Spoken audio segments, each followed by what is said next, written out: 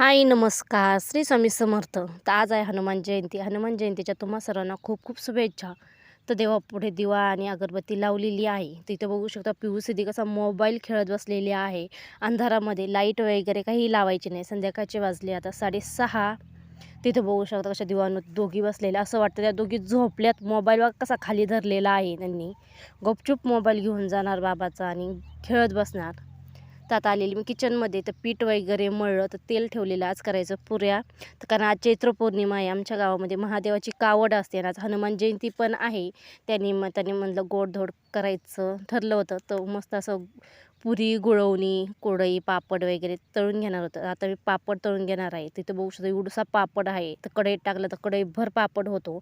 खूप असा टम फुगत असतो. पाठीमागच्या व्हिडिओमध्ये दाखवलं होतं. हे आम्ही विकत घेतलेलं आहे.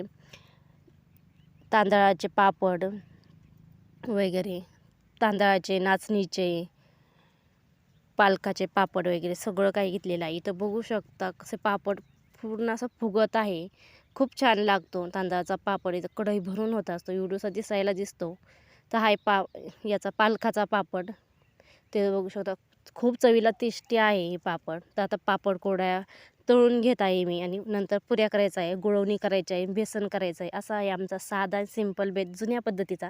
पूर्वी गुळवणी आणि पुरी बेसन खूप छान लागायचं. तोच बेत आज बनवलेला आहे जुन्या पद्धतीचा. पुऱ्या तळून घेत आहे. माझं कोरड्या पापड तळून झालेला आहे. तर आता मी पुऱ्या करून घेत आहे.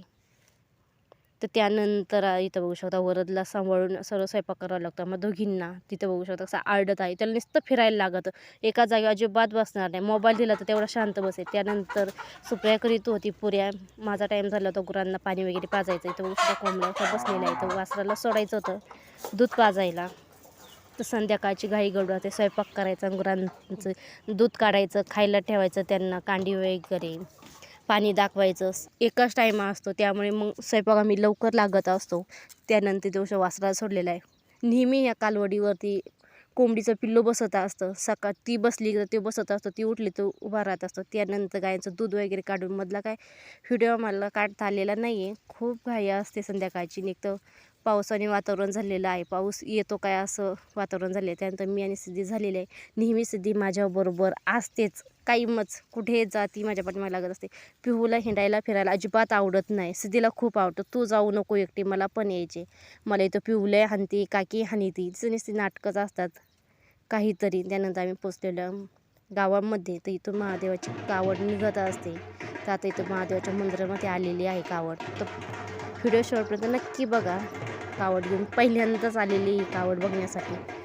खूप वर्षापासून ही निघत आहे. तिथे महादेवाचं मंदिर. तर इथे नैवेद्य वगैरे ठेवत आहे सगळेजण. घुगऱ्या वगैरे केले जातं ज्वारीच्या.